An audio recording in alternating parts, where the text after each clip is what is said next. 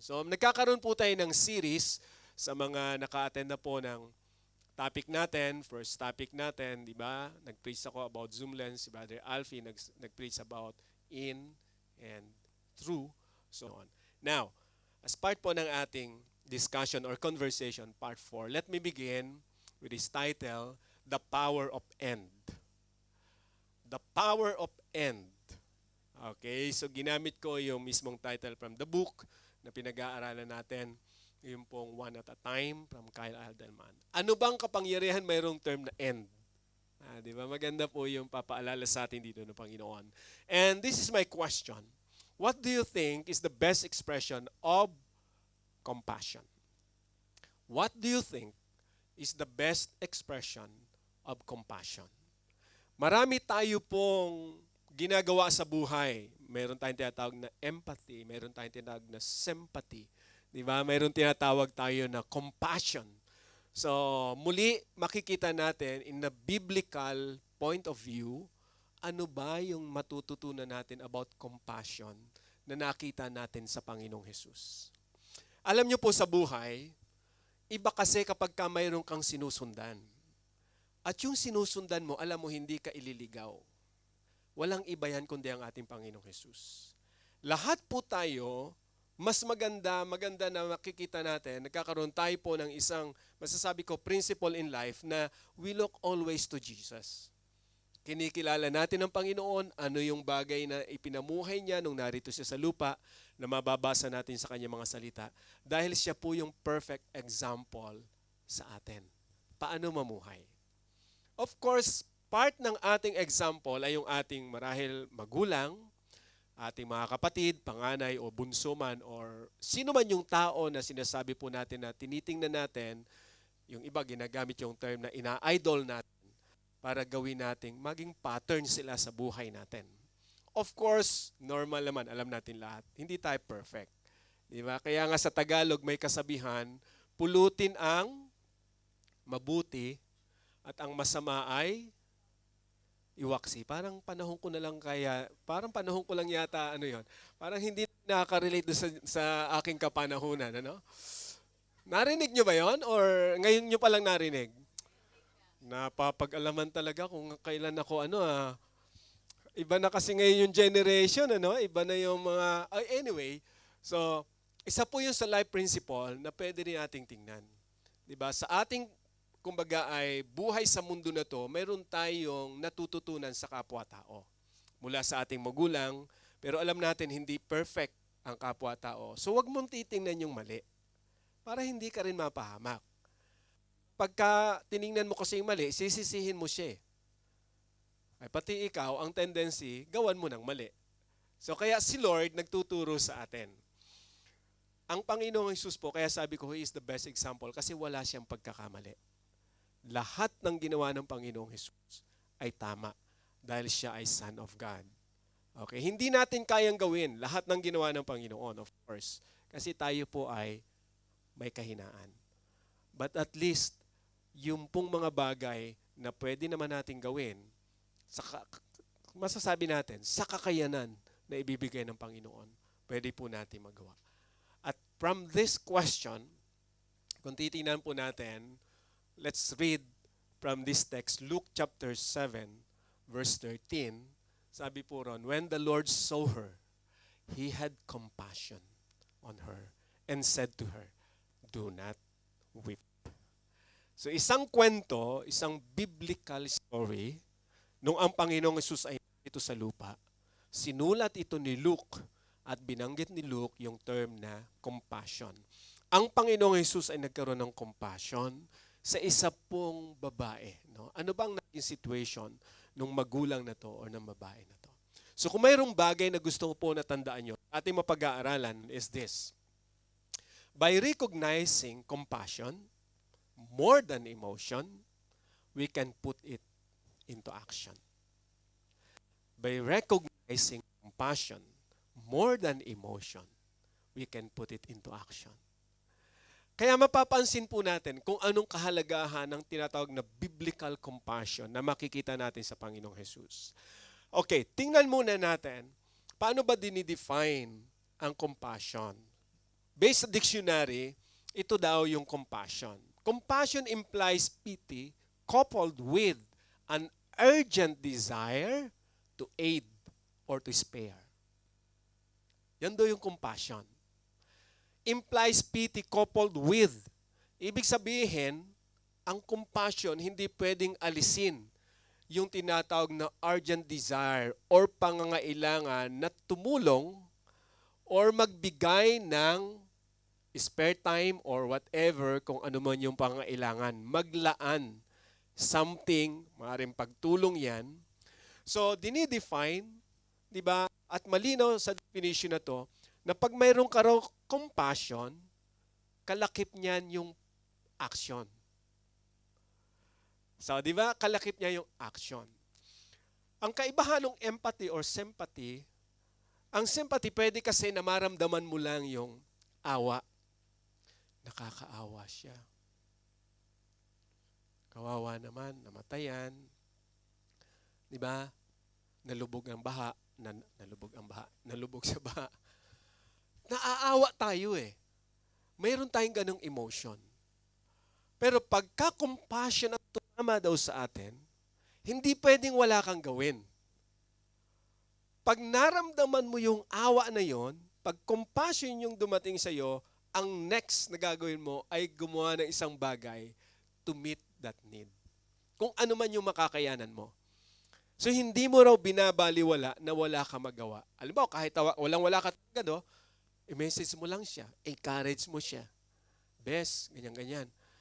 So wala man ako maitulong sa iyo, materially or whatever, physically, magkalayo tayo, hindi kita maano, pero gusto ko na ipanalangin ka. So yun yung bagay na ini-encourage natin yung person para at least somehow, maka-recover siya doon sa ganong kalagayan. Ganon daw yung compassion. Yung author ng book, ito yung sabi niya, real compassion doesn't just break your heart. It moves your muscles. Ang galing, no? From Kyle Idleman. Maganda no? Ito yung klase ng awa na talagang tagos sa puso yung naramdaman mo.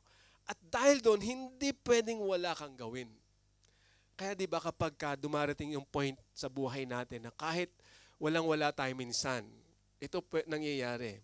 Walang-wala ka minsan, pero kailangan ng tulong marahil ng mahal mo sa buhay. May mga time nagsasakripisyo ka eh. Uutang muna ako. Kasi kailangan eh. Although ayaw mo mangutang, ayaw mong pumunta sa mga lending, pero because of that condition na hindi pwedeng wala kang gawin. Parang gano'n, nasa hospital si nanay, nasa hospital si tatay, si ate. Hindi mo matitiis na, di ba, wala kang gawin. Yung iba pumupunta sa ganong condition. Because that's a personal decision. Yung iba naman talagang walang-wala nang magawa, gustuhin man tumulong, talagang panalangin lang. So somehow naroon yung tinatawag na compassion. Okay, tingnan natin ang event sa Bible kung papaano pinatunawa ng Panginoon yung term talaga na compassion. Ilan sa mga verses ng Bible, bago tayo pumunta doon sa ating main text is this. Matthew chapter 9 verse 36. Puntahan natin yung sinabi ni Matthew. But when he saw the multitudes, he was moved with compassion for them because they were weary and, sabi po ron, scattered like sheep, having hindi na isama yung shepherd. So, yung pong bagay na condition na nakita ng Panginoong Hesus sa tao, kagaya ng isang tupa na walang pastol, ganun ni Lord nakita yung mga tao nung panahon po niya. Kaya ganun lang yung desire ng Panginoon to share the love of God. At kung sino man yung makarinig ng Word of God, tumatanggap at nagtitiwala sa Diyos. Kaya mapapansin natin si Lord, napakalinaw nung kanyang plano. Matapos niyang ibigay ang buhay niya para sa lahat, kumuha siya ng 12 apostles at kumuha siya rin, tumawag din siya ng mga disciples, ibinigay niya yung salita niya. Eh, di ba sa Matthew chapter 28, familiar tayo sa mga nakaka-attend ng ating mga discipleship class, sabi ng Panginoon, go therefore and make disciples. So mapapansin natin yung heart ng Panginoong Hesus, naroon talaga eh. That's compassion. Hindi si Lord titigil hanggat hindi niya natutulungan ang tao. Doon another verse po sa Mark chapter 1 verse 41. Then Jesus moved with compassion. He stretched out his hand and touched him and said to him, I am willing, be cleansed. Ito isang tao na wala na pong pag-asang gumaling dahil nagkaroon siya ng sakit na, di ba yung ketong sa panahon po na, araw po wala talaga silang gamot na sabihin na natin, na-discover pa at the time. Kaya po kawawa yung nagkakasakit nung araw ng leprous or yung kitong. Dahil sila po ay hindi pa pansinin sa lipunan. Si Lord lang ang siyang gumawa ng paraan para magkaroon ng kagalingan, yung ganong klase ng sakit karamdaman. Nihawakan mo po ang may sakit nung araw ng kitong, hindi sila humahawak. Kasi nga pwede sila mahawa. Pero si Lord, dahil po alam natin, being the Son of God, makapangyarihan, pinagaling niya, hinawakan niya. Doon natin makikita yung term na compassion sa Panginoon. Lagi siyang may action. Lagi siyang may ginagawa. Okay, so pag pinuntahan po natin yung Luke, let's go back to the main text. Doon sa Luke, yung record ni Luke, ito, when he, sabi po ron, now, when he concluded all his saying in the hearing of the people, he entered Capernaum, and a certain centurion servant, sabi po ron, who was dear to him, was sick and ready to die. So, when he heard about Jesus, he sent elders of the Jews to him, pleading with him to come and heal his servants. So, isang situation, concern ng isang medyo, sabihin po natin, kilala kasi itong centurion na to. May kaya nung panahon po kasi ng mga Romans, of course, Roman Empire. Pag tinawag kang centurion, well-known ka sa isang lugar. And of course, mayroon kang mga servants kasi mayaman sila kung tutuusin. Sa panahon natin ngayon, tawagin na lang natin siyang either colonel or general. Di ba? So, pinakamababang is colonel, pero mga general sila. Mayroon silang tauhan. So, isa sa tauhan or servant na natawag ng centurion ay nagkaroon ng karamdaman. Ang ginawa ng centurion, nagpadala siya ng elder. So, look at the influence of the centurion. So, yung elder, yan po ay elder of the Jew, ibig sabihin, kinikilala rin yan. So, nagawa ng centurion na i-represent siya sa Panginoong Jesus. That's the story. At ang point dito ng ng centurion ay makarating kay Jesus. Nabalitaan nila ng Panginoong Jesus ay naroon na makarating kay Jesus yung status ng kanyang isa sa mga servants. So that's the story at kung titingnan po natin, and when they came to Jesus, they begged him earnestly saying that the one of whom he should do this was deserving, for he loves our nation and has built us a synagogue. So ganon kumbaga po ay kakilala. Or sabihin na natin na ganon nila ino-honor yung centurion. Dahil nga sa mayaman, tumutulong, at napakalinaw kung papaano dinidescribe ng isang elder ng Jew kung anong kabutihan ang nagagawa nitong centurion na to.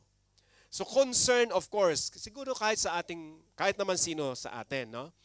Pag may lumapit sa atin at humingi ng tulong, at alam mo na yung humihingi ng tulong, ay nakakatulong din, gumagawa tayo ng paraan. Kasi that's give and take. Makikita natin dito yung isang situation na hindi lang si Jesus yung nagpapakita ng compassion dito. The centurion unang-una na. Okay? And then yung mga elder. Kasi gusto nila na matulungan yung centurion at yung servant ng centurion na gumaling. Okay, pero hindi yun yung pinaka-climax dito. Pag tinignan natin yung condition, okay, then Jesus went with them, and when he was already not far from the house, the centurion sent friends to him, saying to him, Lord, do not trouble yourself, for I am not worthy that you should enter under my roof. So yan yung event.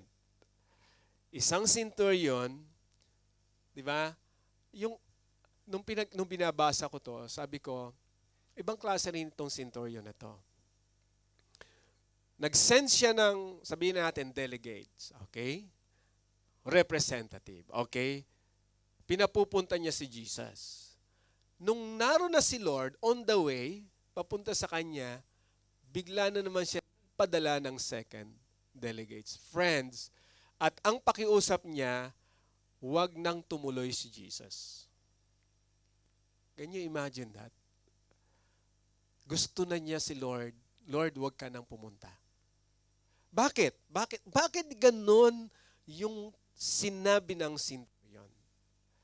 Sinunod at inexplain nung delegates o nung friend. Sabi ron, for I am not worthy that you should enter under my roof.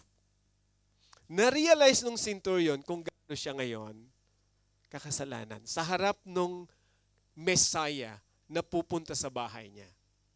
Di ba? Notice yung puso na mayroon itong centurion. Kung paano niya inamin sa sarili niya, Lord, ikaw banal, ako hindi.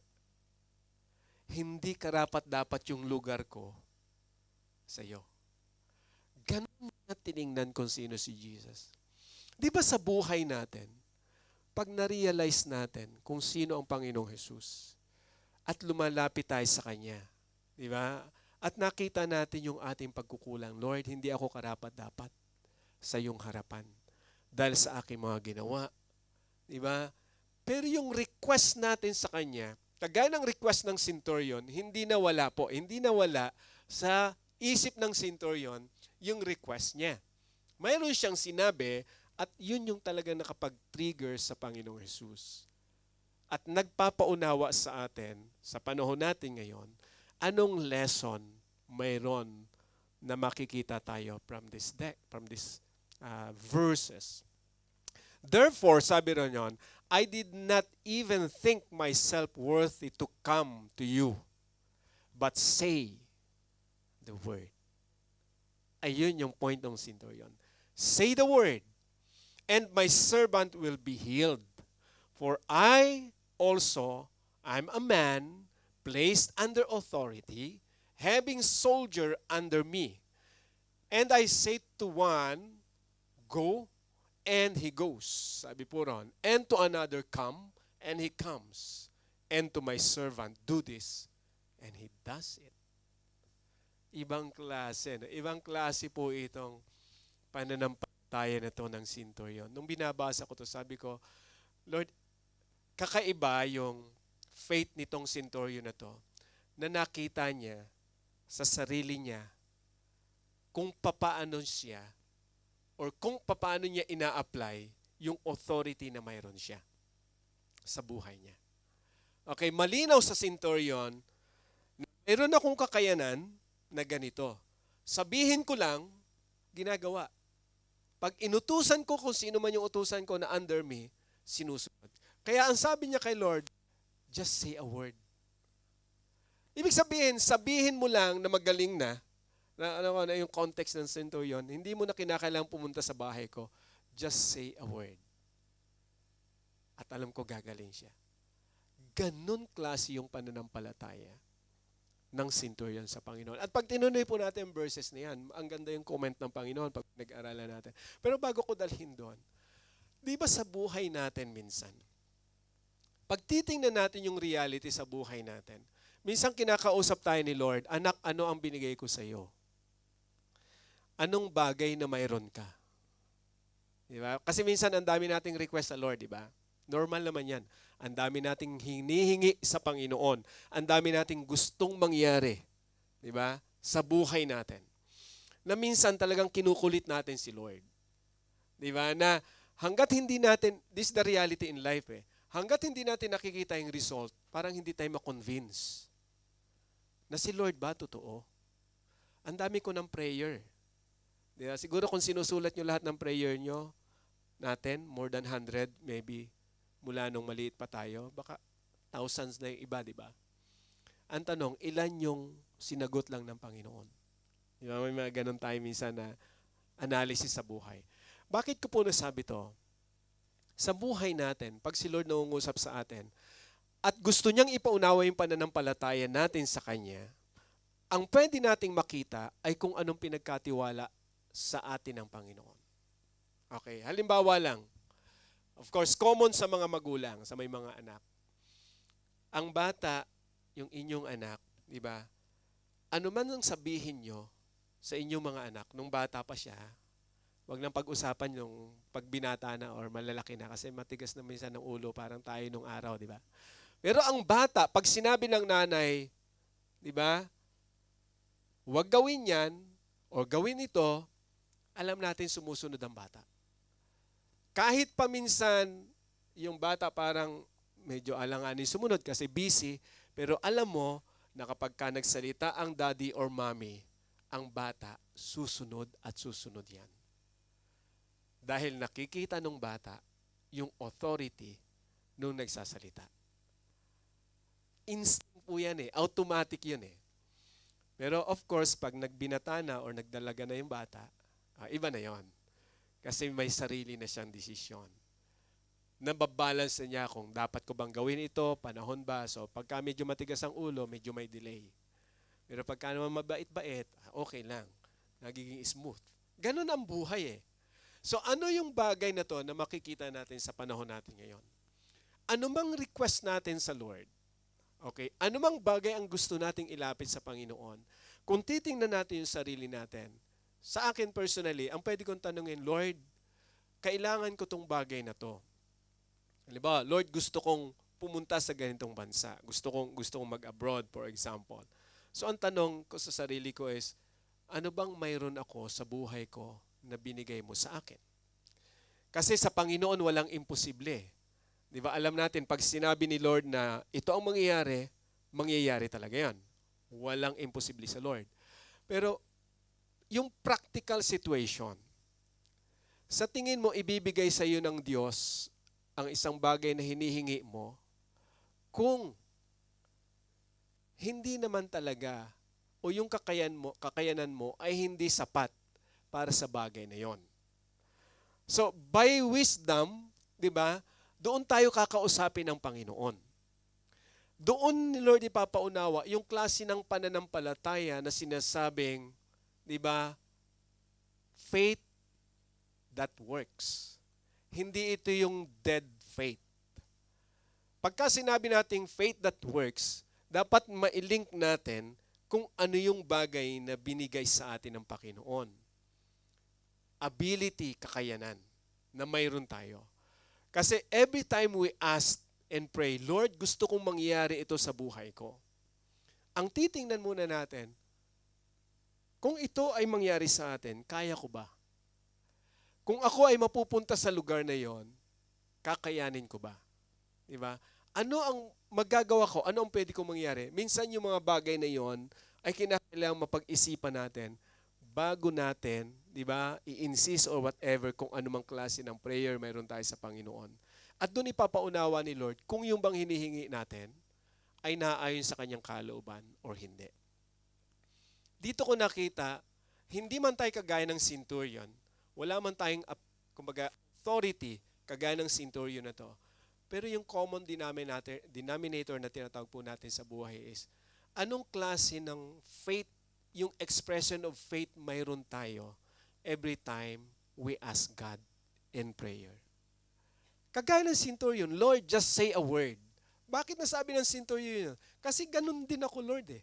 Mayroon akong authority. Pag sinabi ko, gawin mo to, ginagawa eh. Ikaw din, Lord. Pag sinabi mo magaling na yan, magaling na yan. So, hindi po naman natin pwedeng sabihin or gayahin natin yung sinabi ng centurion. Nasabihin natin, siguro okay din sa akin to. Kasi the same God naman eh, makapangyarihan. Lord, just say a word. Yung employer ko, Panginoon, magbibigay ng bonus sa akin. Kasi ikaw yung makapangyarihan. Just say a word. Hindi naman tayo ganon, ka-extreme sa paggamit. Yes, kaya ng Diyos, pero ang tanong, saan ang galing? Saan ang galing yung term mo na just say a word? Kinapi lang ba natin from centurion? or galing, anong lalabas sa atin na pwedeng maging expression ng ating pananampalataya? Di ba? O, gamitin ko yung basic na illustration kanina na sinabi ko yung bata. So, ang isang bata, di ba, kapag ka sinabihan ng magulang, sumusunod. So, pag doon tayo kinausap ng Panginoon, pwedeng sabihin ni Lord sa atin, o anak, paano ka ba sumusunod? Di ba? Ano ba yung sinasabi ko sa iyo? Ikaw, ano ang sinasabi mo sa anak mo? Then, ano ang sinasabi ko sa iyo? So, kung yun yung ating, kumbaga ay pag-iisipan, and I believe itong centurion na to is, kumbaga marami siyang pinag-isipan bago niya ipadala sa Panginoon yung kanyang, kumbaga ay dalawang representative. Siyempre, alam niya kasi para sabihin niya na I am not worthy. Ibig sabihin, malinaw sa centurion. Pinag-isipan niyang mabuti kung sino ito si Jesus, ano ang magagawa niya, at sino ako. Sa buhay po natin, kung titingnan natin, maganda rin na makita natin, sino tayo sa harapan ng Diyos every time we ask God. Si Lord laging may compassion. Di ba? At ang problema, halimbawa nag-pray tayo at hindi tayo tinugon ng Panginoon, ibig ba sabihin walang compassion si Lord towards us? Hindi ganun si Lord eh. Ang isang bagay na pinapakita ng Panginoon dito is kung papaano niya, okay, unang-una, pinatunayan na based po sa ating pinag-aaralan, di ba, from Zoom lens, from in and through, at ngayon yung chapter 4, the power of end, para bigyan tayo ni Lord ng example, ano yung pwede nating magawa after that compassion, the term end. Di ba? My compassion end. So, ibig sabihin, yung ating, kung titingnan natin, halimbawa, if we have compassion of loving the Lord, what next? My compassion and ano yung kasunod nun? So, nasa sa atin ngayon kung ano yung gagawin natin with compassion. Kung mayroong compassion na maglingkod sa Panginoon, what next? Di ba? Kung mayroon tayong compassion na tumulong sa ating kapwa or magulang or kapatid, what next? That's the power of end. So kung titingnan natin, si Lord pinakita niya yon. The power of end is His compassion plus or and His action toward that centurion or the servant of the centurion. Kaya sabi po ron, when Jesus heard these things, He marveled at Him and turned around and said to the crowd that followed Him, I say to you, I have not found such great faith, not even in Israel. Doon sa sinabi ng Panginoon, pag tiningnan po natin yung background dito, isang centurion is a Roman soldier. Hindi po yan pure-blooded Jew na tinatawag. No? So, kumbaga, ang background niya ay isang may kapangyarihan galing sa Romans. Okay, authority. Kinumpare ng Panginoon ang pananampalataya nitong Roman soldier na to o centurion na to doon sa mga namit niya sa Israel. And I believe, of course, exempted dyan. Of course, sila Abraham, yung mga nauna. Pero kung titingnan natin mabuti, walang ganyang terminology na lumabas sa bibig ng mga apostles nung tinawag sila ng Panginoon. So ang point ko lang ito, inacknowledge ni Lord yung pananampalataya ng centurion na to. At kinumpare niya doon sa mga, di ba umikot si Lord nangangaral eh. Iba-iba yung klase ng pananampalataya. At isang klase ng pananampalataya na na-record, nakakaiba, na kung titingnan natin sa buhay natin ito, ano ito sa buhay natin ngayon? Paano nagmamanifest yung pananampalataya natin sa Panginoon? Paano masasabi ni Lord na we have the same great faith na mayroon yung centurion? Di ba? Kung titingnan natin, yung pong reality dito is, kaya ngayon sabi ko kanina, anong bagay ang pinagkatiwala sa iyo ng Panginoon? Di ba? Na nagagawa mo, for example. Yung idea na Kung yan ay nagagawa mo dahil pinagkatiwalaan ka ng Diyos, question, ano ang bagay na hindi pwedeng gawin ng Diyos para sa iyo? Okay, example, sa ating mga trabaho, kaya mo pinipili itong klase ng trabaho na to dahil alam mo, ito yung dapat at ito yung mabuti. Pag alam mong hindi nararapat, although pwedeng gawin, hindi mo gagawin. Kasi alam mong makakasama sa iyo. Nagiget natin yung example. So pag pinag-aralan natin yung ating style at tayo ngayon ay haharap sa Panginoon, di ba? At meron tayong gustong gawin ng Diyos sa buhay natin. Pwede natin tingnan yung bagay na pagtuturo ni Lord nung panahon na meron tayong gustong gawin, na-realize mo, hindi ito nararapat, hindi ito para sa akin, so hindi ko ito gagawin. Ngayon, paghiling natin sa Panginoon at gusto nating gawin ng Diyos ang isang bagay sa buhay natin, minsan ang sagot ni Lord, no, hindi ko yan gagawin para sa iyo. At bakit hindi gagawin ng Panginoon? Kasi nakikita ng Diyos na mas higit niyang alam kung ano yung makabubuti sa atin. So hindi niya pahihintulutan yung gusto nating gawin ng Diyos para sa atin. I hope nag-get niyo yung, kumbaga po, this principle na papaano tayo nagkakaroon ng pagtitiwala sa Diyos base sa bagay na pinagkatiwala niya rin sa atin. Paano natin ine-express ang ating pananampalataya base sa kung anumang bagay na mayroon tayo mula sa Panginoon. Okay, balikan ko yung situation. Kaya ka nag-decide na hindi gawin yung isang bagay na yon dahil malinaw sa iyo na hindi yun nararapat o hindi marahil napapanahon. Pag may nagtanong sa iyo, bakit hindi mo ginawa? Kasi alam ko, hindi napapanahon yan. Hindi, pwede naman ngayon eh. Hindi nga eh. So at minsan naiinis sa atin yung nakaalam na dapat ginawa mo na ay hindi mo ginawa. Gusto niya na gawin mo. Pero sabi mo hindi nga. Hindi ko dapat gawin kasi alam ko maaaring hindi para sa akin o hindi napapanahon. So to the point, worst comes to worst, yung nagko-comment sa iyo, magtatampo sa iyo.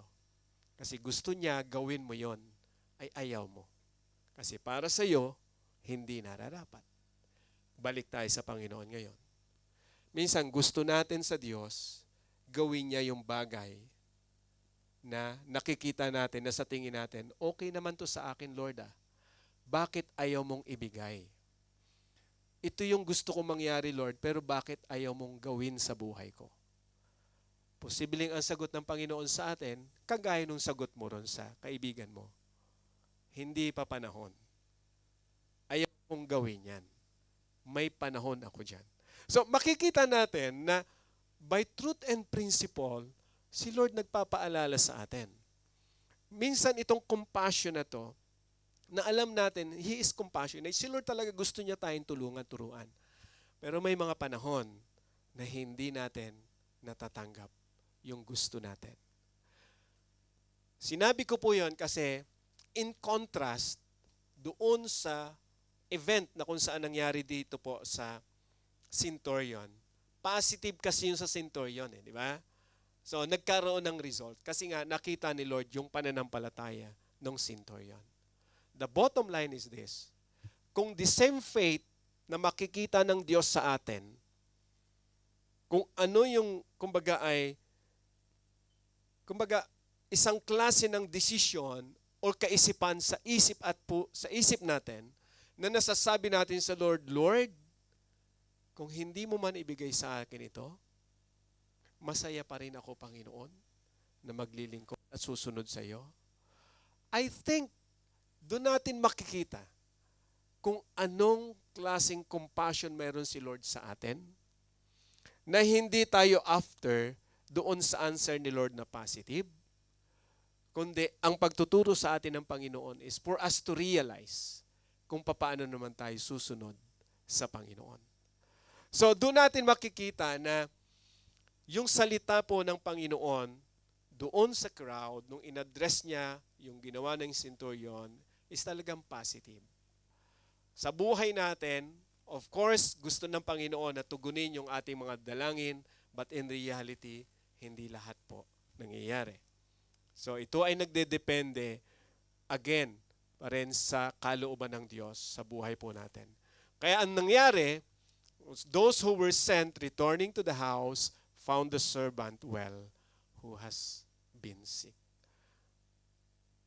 Doon natin makikita kung anong klase ng pananampalataya ang pinaunawa ng Diyos. Hindi lang sa centurion. Sa panahon po natin ngayon, mga kapatid, kung re-reviewin natin ang pananampalataya natin sa Panginoon, paano natin ina-apply itong pananampalataya na to? Na tayo ay, alam natin, once tinulungan tayo ng Lord, so maraming bagay na nangyari sa buhay natin. Naramdaman natin yung compassionate ng Panginoon. So ang gusto ng Panginoon na ma-experience natin is paano naman natin ipaparamdam itong compassion na to sa iba. Di ba? Ito yung bagay naman na kung titingnan natin, we receive that blessing. So paano ito mag-overflow sa atin at maramdaman din ng iba? The same compassion na naramdaman natin mula sa Panginoon, ang nais ni Lord na maipadama naman natin sa iba. So kung paano ang Diyos ay tumugon sa ating mga dalangin, napakaganda na makita rin natin kung paano naman tayo ni Lord gagamitin sa buhay ng ibang tao. Kung paano naman natin nakikita yung need ng iba na pwedeng tayo ang gamitin ng Diyos. Marahil hindi lahat tayo ang gagamitin ng Panginoon. But at least alam natin na mayroong kang kakayanan, may binigay sa iyo ang Diyos na kakayanan para padaluin ng Diyos yung pagmamahal niya mula sa iyo patungo doon sa tao na nangangailangan. And I think that's the compassion na nais ng Panginoon na matutunan po natin. Ang magkaroon ng katugunan, yung request, halimbawa ng tao, at tayo yung pwedeng magamit ng Diyos para sa tao na yon. Sabi ron, now it happened the day after that he went into a city called Nain, and many of his disciples went with him and a large crowd. So that's the event pag tinuloy natin yung 7 to 11. And when he came near the gate of the city, behold, a dead man was being carried out, the only son of his mother. And she was a widow. And a large crowd from the city was with her. So that's the second scenario kung paano na another compassion yung pinakita dito ng Panginoon. Di ba? The second scenario na ito yung babae, ito yung widow na kung saan ay namatay naman yung kanyang anak. When the Lord saw her, He had compassion on her and said to her, do not weep. So dito natin kinuha yung the main idea na pinakita ko kanina na sabi ron, then he came and touched the open coffin, and those who carried him stood still, and he said, young man, I say to you, arise. So he was dead, sat up and began to speak, and he presented him to his mother. There's another compassion na pinakita ng Panginoon with action. Of course, no question, makapangyarihan ang Diyos eh. Kaya niyang pagalingin kahit anong klase ng sakit, karamdaman. Ito po, kung titingnan natin, ang expression ng faith nitong babae na to ay yung klase ng, kumbaga, pagpapahayag na wala na siyang maaasahan. So, dinescribe siya as widow. Nung araw po ang widow talagang wala silang ibang maasahan. Hindi kagaya ng centurion. Opposite yung kanilang situation, di ba? Ito na may isang widow. Wala siyang mautusan. Paano yung sino ang pwedeng tumulong sa anak niya nung may sakit, karamdaman para pagalingin? Wala. Isang event na isang klase naman ng himala ang ginawa ng Diyos, na ang nakita lang ng Panginoon sa puso ng isang ina ay ang pagmamahal sa kanyang anak. At doon naramdaman ng isang magulang kung ano talaga ang hirap na mawala ng anak, kaya wala siyang magawa kundi ang lumapit sa Panginoon. nakita ni Lord yung pangailangan. At siya na po yung nag-approach, hinawakan niya yung babae at sabi niya, huwag kang umiyak. At nung makita ni Lord yung coffin, yung kumbaga po hinihigaan nung namatay, binuhay ng Panginoon yung anak nung balo. At doon natin makikita, kaya sabi ko, by recognizing compassion, more than emotion, we can put it in action. Isang principle na pwede natin makita. Si Lord, pinakita na niya kung anong klase ng compassion. And I believe sa buhay po natin ngayon, mga kapatid, nais din ng Panginoon na itong compassion na to mag-manifest sa atin. Ano ang purpose ng Panginoon? Bakit kinakailangan na ito yung mag-manifest sa atin? Kasi po nais ng Lord na ang ating buhay pananampalataya ay lalong lumago sa Panginoon. Kapag po tayo ay ginagamit ni Lord, halimbawa yung compassion ng Panginoon na naramdaman natin, di ba, ay naipadama natin sa iba. Look at the principle of the blessing. The Lord blesses us to bless others. So yung compassion na napadama sa atin ng Panginoon, pinapadama natin sa ibang tao. And it is a cycle, kung titingnan natin. At yung nakakakilala na yun sa Panginoon, habang siya ay lumalago rin sa Lord, nagkakaroon din siya ng compassion. And then that compassion, they put that into action, kagaya ng ginagawa natin. Go back to the origin, walang ibang dapat makilala, kundi si Jesus na siyang nagbigay sa atin ng kakayanan to help other people. So ang point doon is the word compassion kung titingnan po natin. Kaya doon sa tanong ko kanina, what do you think is the best expression of compassion? Pinakita ng Panginoong Hesus kung anong klase ng biblical compassion. Tayo po napakaganda bilang nananampalataya sa Panginoon at kung tayo magtitiwala sa Lord. Isang privilege po sa atin bilang tao ang maging daluyan ng pagpapala ng Diyos sa buhay ng iba. Kung titingnan natin ang ating buhay, may ginamit si Lord para sa atin. May taong nagbigay ng kompasyon or compassion. Padama sa atin ang pagmamahal ng Diyos. Hindi ko alam kung sinong ginamit sa inyo ng Panginoon, marahil magulang nyo, kaibigan nyo, asawa nyo, o sino man, churchmate, na doon kayo kinausap ng Diyos.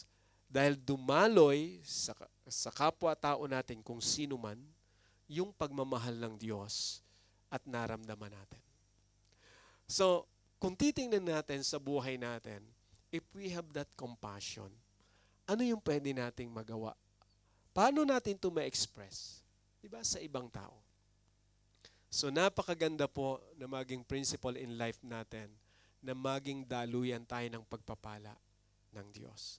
Kung may magagawa ka, gawin mo. Kung mayroon kang pwedeng masabi na nais ng Panginoon na sabihin mo, sabihin mo. Huwag mong itago. Kasi that's the power of and your compassion and your action. Di ba, halimbawa nakita mo yung tao, parang ang Panginoong Hesus, nakita niya the multitudes, they were harassed like sheep without shepherd. Anong ginawa ng Panginoon? Nilapitan niya, nangaral siya at sinabi niya, ang kingdom o patungkol sa kingdom of God. At nung marinig ng mga tao, nanampalataya sila sa Diyos. Di ba napakaganda rin mga kapatid? Sa buhay natin. Di ba? Having the first principle, the zoom lens. The second principle, the in and through. And then the fourth, yung third, next week nyo na matututunan. The fourth is the word compassion. The power of end. Ano ang pwede nating magawa sa kapwa natin o sa mahal natin sa buhay? To balance this, mga kapatid, yung compassion na klase ng natutunan natin sa Panginoon ay isang klase ng pagtulong with wisdom. With wisdom. Ibig sabihin, pagtulong na ang Diyos ang napapapurihan. Tandaan po natin, lahat ng ginawa ng Panginoong Hesus, it gives glory to the Father. Okay, so sa mundo na to, masasabi ko in general, hindi lahat ng pagtulong maganda. That's the general term.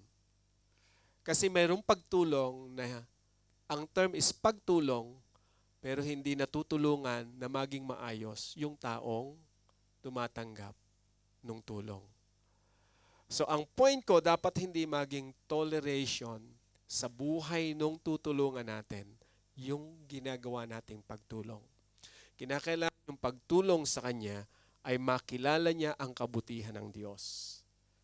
Kung bakit tayo tumutulong, it is because the Lord enables us to help people.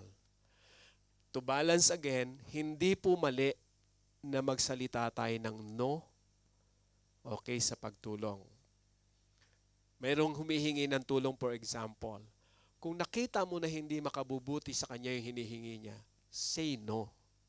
Sabihin mo, no, I cannot give you. Kasi lalo siyang mapapahamak pag ibinigay mo. So say no. Kasi may mga bagay po sa mundo na to, kinakailangan na maging, sabi nga, wise tayo. Pag binasa natin ang Panginoong Hesus, ang record ng Panginoong Hesus sa Biblia, lahat ng ginawa niya na pagtulong ay para sa ikabubuti ng tao na tinulungan niya. Wala siyang tinulungan, of course, dahil siya ay anak ng Diyos, na or napahamak yung taong tinulungan niya. I hope mga kapatid, sa panahon natin ngayon, makita natin yung balancing pananaw ng compassion with action. Dapat unang-una, dapat make sure na ang Panginoong Hesus ang siyang napapapurihan sa ginagawa natin. Kung hindi si Lord ang mag-glorify, I think we need to pray for it. Bakit ka tumutulong? Anong purpose? Ngayon, kung ginagawa mo yun for the Lord, praise the Lord. Salamat. Pero kung gagawin mo yun sa sarili mo lang, pwede mo namang gawin yon, kaya lang, what's the use ng pagtulong kung sasarilinin mo yon at hindi mo ibibigay sa Lord ang glory? Ang tendency noon, maaaring at the end of the day, diba, yung bagay na nais ng Diyos na pwedeng gawin niya sa iyo, ibigay niya sa iyo, ay hindi mangyari. Kasi kung hindi naman ang Lord ang siyang nag-glorify doon sa ginagawa natin. So isang bagay ang makikita natin sa kabutihan ng Diyos. And I believe, siguro na-experience nyo na to. The more na ginagawa mong isang bagay sa Lord, pagyayamanin niya yan. Imo-multiply niya yan, mga kapatid. Yung bagay na sa tingin mo hindi mo kaya, pero ginagawa mo sa Panginoon, pwede kang tulungan ni Lord para magawa mo eh. Yung dati na hindi mo alam na mayroon ka pala, madidiscover mo na, Lord, kaya ko pala to.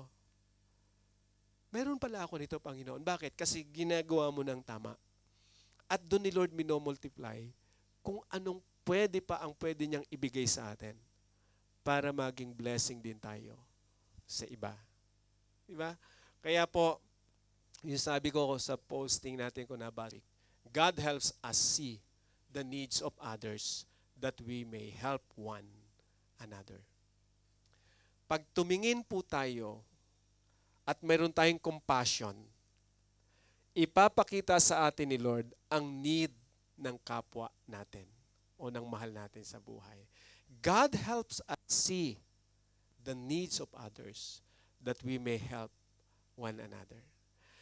Alam mo yung feeling na tayo nag-abroad, di ba? Grabe yung blessing ng Panginoon sa atin financially, materially, compare sa iba nating kamag-anak na talagang hirap talaga sa trabaho. Nakita mo ngayon yung need nung marahil nanay mo, mahal mo sa buhay, o sino man, at alam mo na ikaw yung pwedeng magamit ng Panginoon. Alam mo yung kagandahan na makatulong ka dahil una mong naranasan na tinulungan ka ng Diyos. Yung joy of helping people. Nakita mo yon. Ngayon, ang pagtulong na yon, because that's out of compassion, hindi po yan naghahanap ng kapalit. Let me clarify, no?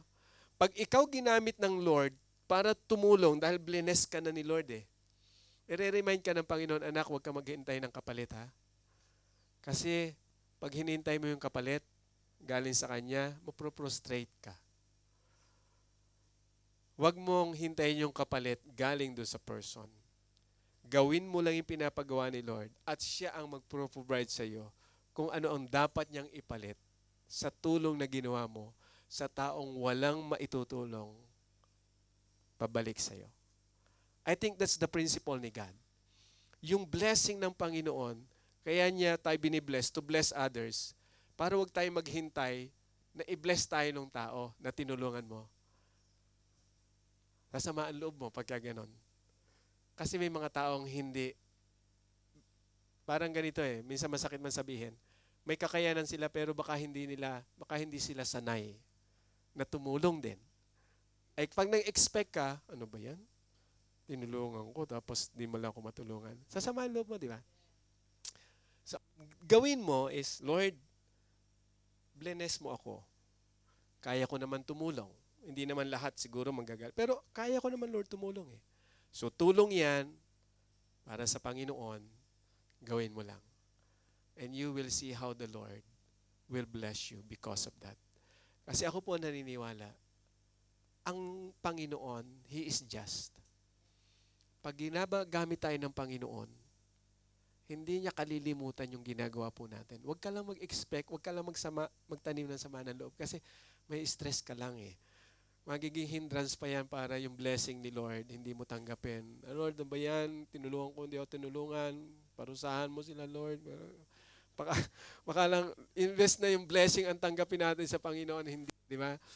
So ipag-pray mo na lang at pasalamatan mo ang Panginoon dahil nakakatulong ka. That's compassion with action. Di ba? Kaya napaganda pag tinulungan tayo ni Lord na makita natin ang need ng iba at mayroon tayong kakayanan tumulong, just do it. Kung hindi mo kaya, ipag-pray mo lang. Huwag mong persahin yung sarili mo. Kung wala ka nun, di ba? Nabanggit ko kanina, minsan dumarating yung time na ipapangutang mo. Kung sa tingin mo hindi dapat pangutang, huwag mo ipangutang. Pero but it's a matter of life and death, magulang mo na hospital, kaya mo naman manghiram kahit na makakayanan mo naman na, alimbawa, in 6 months mabayaran ko, gawin mo naman yung paraan na yon. Kahit minsan mabigat sa loob mo, Lord, tulungan mo ako, wala akong magagawa talaga eh. Wala namang mali kung manghiram tayo. Diba? Basta faithful din tayo doon sa pagbabayad natin, kung sa bangko yan, ay huwag mong tatakbuhan yung bangko kasi hahabulin ka talaga niyan. So, ang point lang doon is, pinag-pray mo, then binigyan ka ni Lord ng wisdom. I believe may mga wisdom na gano'n eh, hindi naman kasalanan yon. Pero i-balance natin. Di ba? Huwag yung, kailangan ni Mr. ng motor, o utang sa bangko, o Mr. motor, mahal kita. Huwag ganun. Baka lalo ka na, mababaon ka sa utang yan dahil, ay motor lang pala eh. Baka madisgrasya pa si Mr. o kung saan dalhin yung motor na yon, nagka-problema ka tuloy ng malaki. Di ba? Wisdom ang kailangan natin sa pagtulong, mga kapatid. So, di ba, kailangan ipag-pray natin. Sinabi ko nga kanina, learn to say no. Kung hindi dapat, magtampo man, ay malinaw eh. Lord, kung ibibigay, parang walang mangyayari din. Baka mapahama ka. No? So may mga ganun pong bagay na kinakailangan matutunan po tayo. Natin rather. Okay? My final advice. Find someone you can help as an expression of your compassion. Hindi ko alam kung sino yung ibibigay sa atin ng Panginoon. But of course, marahil narito sa Hong Kong o nasa Philippines, anything, small help, or a word of encouragement, kung ano yung magagawa mo, or dito halimbawa, pag nasa labas tayo, nagkakapi-kapi ka, biglang may nakita kang kababayan na nakausap mo, halos hindi na kumakain dahil sa lupit ng amo, may extra ka naman, di ba, may extra kang pera. Uy, ate, ito, kapi tayo, talaga, bibilang kita. So, di ba napakasarap no, na matulungan mo yung kapwa mo, and then pray for them, pagpalayan ka ng Panginoon. Kasi kaya ka siguro binibigyan ni Lord ng extra para sa Kanya yon eh. Di ba kung magiging, I believe, mga kapatid, kung sensitive tayo sa pagkilos ng Panginoon, punta lang tayo dyan sa, halimbawa, sa park, o kape-kape, kwento-kwentuhan, mapapansin mo yung need ng mga kababayan natin. Kung may extra ka, ate, isang order lang, siguro okay na to.